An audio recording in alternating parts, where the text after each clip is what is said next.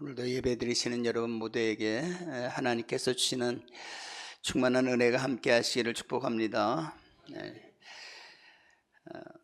빌립보서에 보면은 유오디아라는 이름이 나옵니다. 빌립보서 4장 2절입니다. 내가 유오디아를 권하고 순두개를 권하노니 주 안에서 같은 마음을 품으라, 그런 말씀이 있습니다. 여기에 나오는 유오디아라는 이름이 오늘 본문에 나오는 그리스도의 향기라는 단어와 똑같은 단어입니다. 유오디아는 아마도 아름다운 백합화와 같이 향기로운 사람이 되었으면 좋겠다라는 그런 마음을 가지고 유오디아라는 이름을 지었으리라, 그렇게 생각을 합니다. 그런데 이름의 뜻과는 달리 유오디아라는 이름을 가진 사람은 교회에서는 그렇게 향기나는 사람이 아니었다, 그렇게 보여집니다. 왜냐하면 갈등 속에 있는 주인공이 되었고, 멀리 감옥에 있는 지금 바울의 마음까지도 지금 아프게 하는 오죽하면 편지로 이 두 사람의 이름을 써서 같은 마음을 품으라고 이렇게 권면했을까 라는 생각을 합니다. 한마디로 유오디아라는 사람은 제 이름값을 못하는 사람이다. 향기라는 이름을 가지고 있는데 향기로운 삶을 산 사람은 아니다. 여러분은 어떻습니까? 여러분은 그리스도의 사람으로 하나님 앞에 살아가는 사람들입니다. 그리스도의 사람, 대단히 귀한 이름이고 고귀한 이름입니다. 그리스도의 청지기로서의 직분도 가지고 있습니다. 목사님, 장로님, 권사님, 집사님, 직분 하나하나가 고귀한 직분이죠. 목회자 하면은 목양을 하는 하나님의 자녀들, 하나님의 양들을 이렇게 이끌어가는 그런 직분이고, 우리 장로님 하면은 교회의 어른으로서 모든 사람들이 존경을 받는 그런 분이고, 우리 권사님 하면은 연약한 분들 또 도와줄 만한 사람들을 찾아와서 권면하고 일으켜 세워주시고 그를 위해서 기도하는 그런 귀한 직분을 가진 분이 권사님이십니다. 집사님은 교회의 청직이 아니겠습니까? 하나님의 교회를 교회를 위해서 충성을 다해서 헌신하는 분들입니다. 얼마나 귀한 분들입니까? 그러므로 여러분들은 그리스도의 종으로, 그리스도의 일꾼으로서 귀한 직분을 맡은 사람으로서 하나님의 자녀로서 그리스도의 향기를 나타내는 그런 사람이 되어야 할 것입니다. 그것은 정말 아름다운 직책이고, 그것은 정말 감사한, 우리가 이 세상 살면서 그리스도의 향기로 살아가는 것이 얼마나 귀합니까? 그러므로 오늘 14절 말씀은 이렇게 말합니다. 항상 우리를 그리스도 안에서 이기게 하시고 우리로 말미암아 각 처에서 그리스도를 아는 냄새를 나타내시는 하나님께 감사하노라. 바울은 감사하고 있습니다. 우리를 이기게 하시는 하나님, 그리스도 안에서 우리를 이기게 하시는, 무엇을 이기게 하십니까? 세상의 죄를 이기게 하십니다. 사단의 권세를 이기게 하십니다. 율법의 정죄로부터 우리를 이기게 하십니다. 절망과 죽음의 권세를 이기게 하십니다. 우리는 예수 그리스도를 믿는 사람들이기 때문에 그렇습니다. 우리가 이기는 것이 아니라 우리가 믿는 믿음이 우리를 이기게 하십니다. 요한복음 5장 5절은 이렇게 말합니다. 예수께서 하나님의 아들이심을 믿는 자가 아니면 세상을 이길 자가 누구냐? 믿는 자가 세상을 이기는데 무엇을 믿습니까? 예수 그리스도가 하나님의 아들이심을 믿는 자, 예수 그리스도가 하나님 자신임을 믿는 자, 예수 그리스도가 우리를 죄 가운데 구원하여 주셔서 영원한 생명을 주시는 분이심을 확실하게 우리의 마음속에 믿는 자, 믿음으로 사는 사람이 세상을 이기게 된다는 것입니다. 우리는 때도 약합니다. 연약합니다. 쓰러질 때도 있습니다. 사탄은 우리에게 말합니다. 너 같은 죄를 지은 사람이 어떻게 천국에 갈 수 있어? 너는 나하고 같은 성질을 가지고 있는 사람이야. 너는 죄인이야. 너는 절대 하늘나라에 못 가. 그렇게 얘기하지만은 우리는 사탄에게 말합니다. 나는 죄가 많지만은, 나는 죄를 지었지만 연약하지만은 예수님께서 나의 모든 죄를 다 짊어지시고 나를 위해서 주 십자가를 지셨어. 그러므로 나는 하나님으로부터 나는 구원함을 받을 수가 있어. 나는 하나님의 자녀야. 이렇게 우리는 말할 수가 있는, 사탄의 우리를 공격으로부터 우리를 믿음으로 방어할 수가 있는 것입니다. 우리는 예수 그리스도로 말미암아 날마다 승리의 삶을 살아갈 수가 있습니다. 나아가 우리는 우리를 항상 이기게 하시는 예수 그리스도의 영광을, 하나님의 영광을 우리는 날마다 세상 사람들에게 나타내는 삶을 살게 되는 것입니다. 그것이 바로 은혜입니다. 바울은 그리스도로 말미암아 세상을 이기고 각 처에서 그리스도를 전하며 그리스도의 냄새를 풍기는 자신의 삶을 자랑하면서 감사했습니다.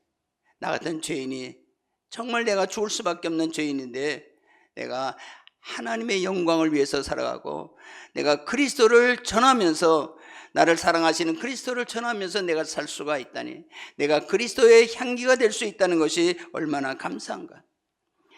자신으로 말미암아 자신과 같은 삶을 살아가는 성도들을 보면서 또한 하나님께 감사하는 마음을 갖고 있는 것을 볼 수가 있습니다.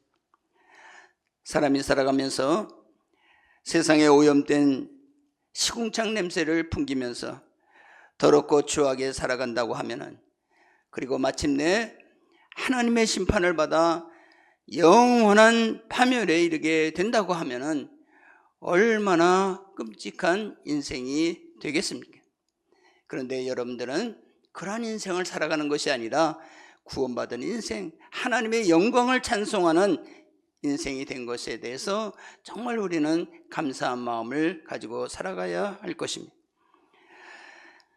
여러분은 모두 만나는 사람들에게 그리스도의 향기를 전하는 사람임을 오늘 본문 우리에게 분명하게 말씀하고 있습니다. 15절 말씀 우리가 다시 한번 같이 한번 읽어볼까요?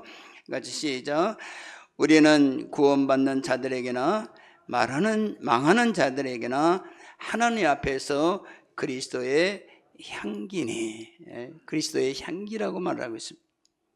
우리는 그리스도인들은 교회 안에서나 세상에서나 언제나 향기를, 하나님 앞에서는 한결같이 하나님의 향기를 나타내는 사람이 되어야 합니다. 향기는 어떤 사람들이 향기를 전하는 사람이 될까요? 그냥 향기를 전한다고 해서 내가 아름답게 화장을 하고 예쁘게 꾸며고 좋은 옷을 입는다고 해서 그리스도의 향기가 나타날까요? 그런 것은 아니지요. 그리스도의 향기는 그리스도의 마음이 우리 안에 충만하게 될 때에, 우리의 마음속에 그리스도로 충만해서 그것이 자연스럽게 밖으로 배출될 때에 나타나는 것이 바로 향기입니다. 그리스도께서 우리에게 주신 사랑의 마음, 성령과 겸손과 용서와 기쁨과 감사의 마음, 주님께서 우리에게 주신 마음이 우리에게 충만해야 됩니다. 갈라디아 9장에서는 이것을 성령의 열매로 표현하고 있습니다. 우리가 성령으로 충만해지면은 성령은 우리를 그리스도의 마음으로 충만하게 합니다.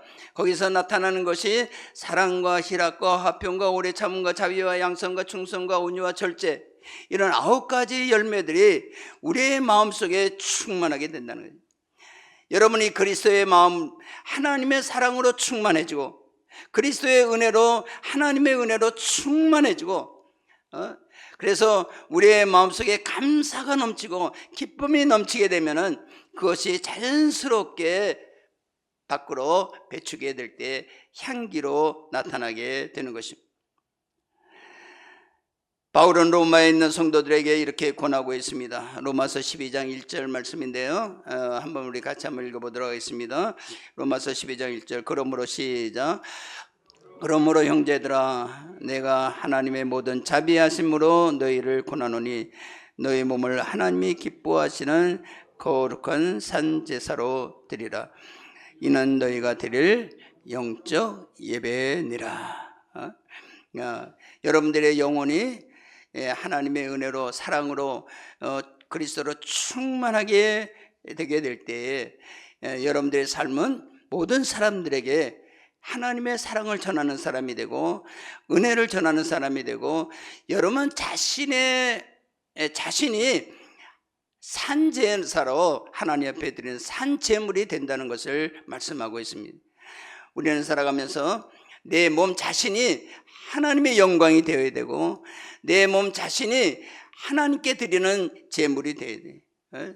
삶 자체가 그렇게 될 때 그런 사람이 하나님 앞에 나와서 예배를 드릴 때 그런 사람이 하나님을 찬양하고 그런 사람이 하나님께 기도할 때 그 기도가 하나님께 향기로운 기도로서 하나님 앞에 상달되는 것이고 그 사람이 드리는 찬양이 하나님을 영광스럽게 하게 된다는 것입니다. 우리의 삶은 전혀 딴 세상 사람 같이 살아가는데 세상에서는 딴 사람이 되는데 교회 나와서 하나님 앞에 예배를 드린다고 해서 그 예배가 하나님 앞에 상달될 것인가? 그렇지 않다는 것입니다. 우리는 언제나 그리스도의 향기를 언제나 교회 안에서도 그렇지만은 우리 교회 밖에서도 교회 안에서도 장로님이지만은 교회 밖에서도 장로님, 교회 안에서도 목사이지만은 교회 밖에서도 목사가 돼. 교회 안에서도 권사님이 되지만은 교회 밖에서도 권사님의 역할을 해야 된다는 거예요. 저는 운동을 좋아해서 한 주일에 한두 번씩은 탁구를 칩니다. 탁구장이 우리 집에 가까워요. 바로 탁구장이 제가 제일 가까운 데 삽니다. 바로 우리 집 앞에 산이 있고 산 중턱에 이렇게 산 깎아서 거기다가 이제 탁구장을 만들었어요. 제가 만든 게 아니라 나라에서 구청에서 만들어 줬어요. 그래서 탁구장도 있고 또 헬스장도 있고 거기에 노인정도 있고 그렇습니다. 같은 이렇게 한꺼번에 이렇게 있는데 거기에 또 배구장도 있고 배드민턴도 칠 수 있고 그렇게 운동하기 너무 좋습니다. 근데 작년에 그 탁구장을 구청에서 새로 그 옛날에 좀 낡고 이게 마루도 그냥 형편없어서 먼지가 푹푹 나고 그랬었는데 작년에 구청에서 깨끗하게 완전히 집을 다 헐어버리고 새로 지었어요. 그래서 아주 뼈대도 든든하게 세워지고 마루도 좋은 말이 처음에 좀 엉성한데 빨았는데 그런 걸로 안 된다 그래서 새로 또 깔아줬어요. 그래서 너무 좋아요. 그런데 회원들이 한 70여 명 됩니다. 그런데 어떤 한 분이 밖에서 신던 신발을 신고 탁구를 한 것이에요. 탁구 치는 사람들이 굉장히 예민합니다. 거기에 신발장도 있고 또 실내와 갈아 신는 데도 있고 다 이렇게 있는데 그냥 밖에서 신던 신발을 문지나는 신발을 신고 있고 뭐 돌멩이도 막혀 있으면은 상처가 내면 안 되잖아요. 그래서 예민한데 그렇게 해서 신고 와서 친 거예요. 그런데 그렇게 한 분이 누구 계세요? 어르신 목사님이었어요. 목사님. 그래 단체 카톡방에 이런 글이 올라왔습니다. 제가 그대로 옮겼습니다. 목사님께서 회원들의 모범이 되실 분이 실외 운동화를 신고 탁구를 한다는 것이 말이나 됩니까? 교회에서는 예수님 하나님을 섬기시는 분이 도가 지나치다고 봅니다. 다시는 이런 일이 없어야 하겠습니다. 회장님, 부회장님, 임원들이 따끔하게 다시는 일이 없도록 불러놓고 훈계하시는 것이 좋다고 생각합니다. 감사합니다. 울어서 올렸어요. 그래.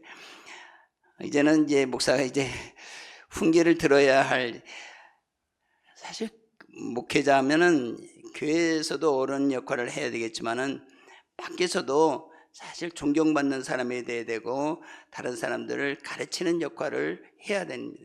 당연하잖아요. 그죠? 우리 교회 장로님이라면 밖에서도 그렇게 해야 당연하죠. 그런데 옳지 않은 일을 해가지고서 왜 잘못됐습니까? 목사님이 하신 일은 사랑으로 하는 것이 아니에요. 사랑의 마음으로, 다른 사람을 사랑해서 하는 마음이 아니죠. 자기 멋대로 한 거잖아요. 그래서 훈계를 받는다면 이거는 다른 사람 같으면 저놈 나쁘다 이렇게 하는데, 목사라는 직분을 아는 사람들과 같이 있으면은 그 사람이 나쁘다고 하는 게 아니라 목사가 저게 뭐냐 이렇게 나오는 거예요. 그래서 교회가 욕을 먹게 되고 하나님의 영광이 가리우는 그런 큰 역할. 그 목사님을 이렇게 생각하면서 저는 그 목사님 잘 알지 못합니다. 왜냐하면 치는 시간이 달라서 한 번도 본 적이 없어요. 그래서 참 안타깝다. 그래서 자신도 돌아보게 해서 혹시라도 내가 사람들에게 정말 칭찬받는 일을 하고 있는가. 그 탁구장에는 권사님도 계시고 장로님도 계시고 다 여러분이 계세요. 어떻게 보면 믿는 사람들이 참 많이 있어요. 그런데 여기에서 장로님, 권사님 중에서는 정말 훌륭하신 분들이 계세요. 그래서 열심히 봉사를 하고 청소도 앞장서서 하고, 그래서 다른 사람이 본이 되어서 임원도 하고 그렇게 하는데 얼마나 좋아요. 저 사람 교회에 다니면서 참 훌륭하게 맡은 도 잘한다. 우리 교인들은 교회 안에서만 직분자가 아니에요.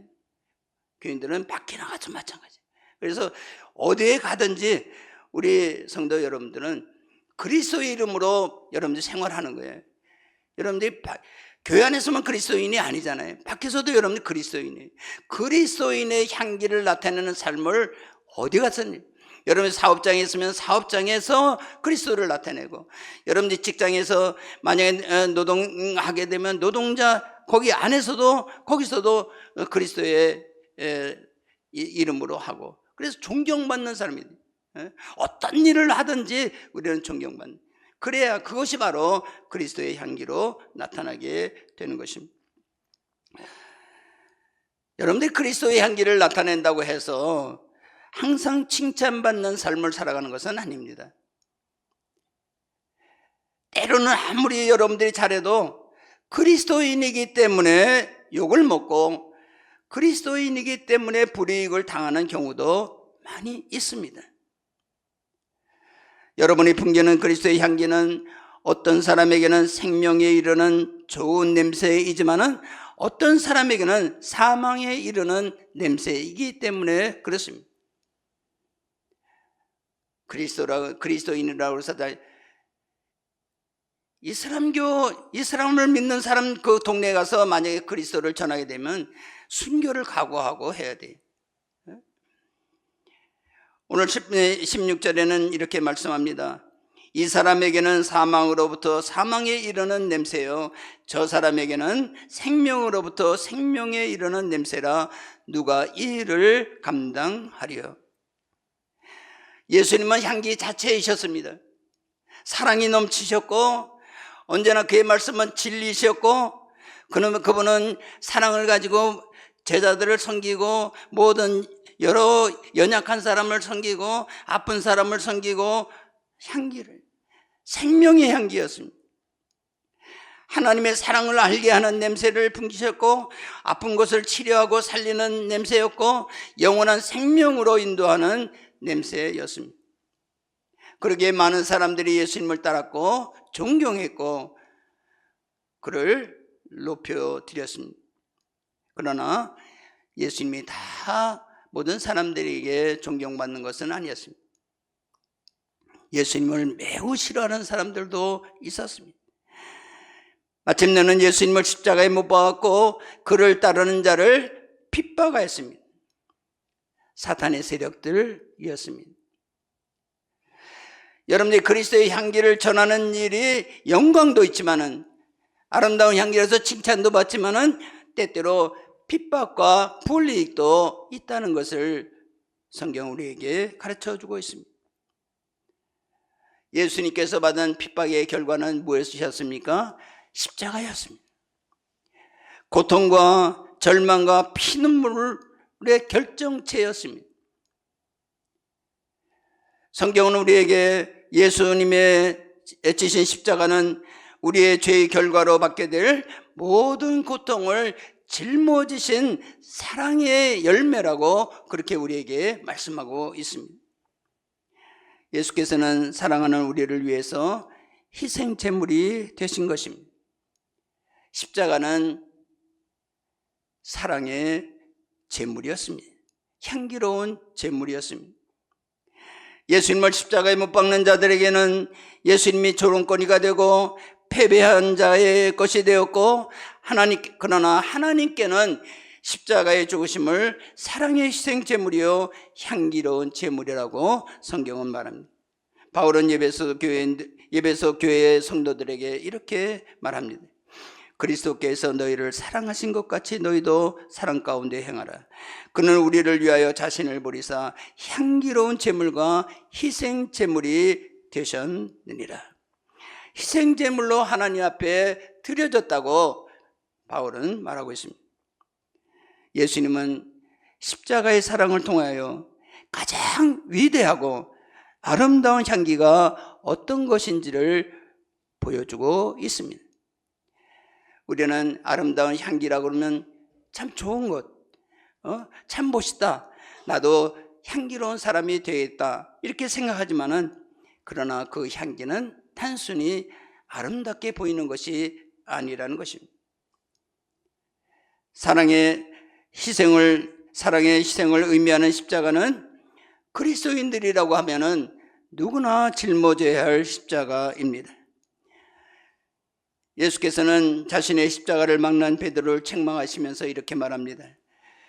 이에 예수께서 제자들에게 이르시되 누구든지 나를 따라오려거든 자기를 부인하고 자기 십자가를 지고 나를 따를 것이니라. 십자가를 진다는 것은 무엇입니까? 사랑의 실천을 의미하는 것입니다. 우리가 그리스도의 향기라고 얘기할 때 그 향기 속에서는 무엇이 있습니까?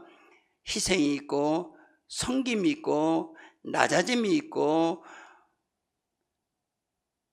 진리에 순종하는 순종이 있습니다. 향기로운 사랑의 향기는 그냥 단순한 향기가 아니라, 겉으로 볼 때는 아름다운게 보일지 모르지만 실제적으로 그 속에 들어가면 희생과 섬김이 있다는 것입니다.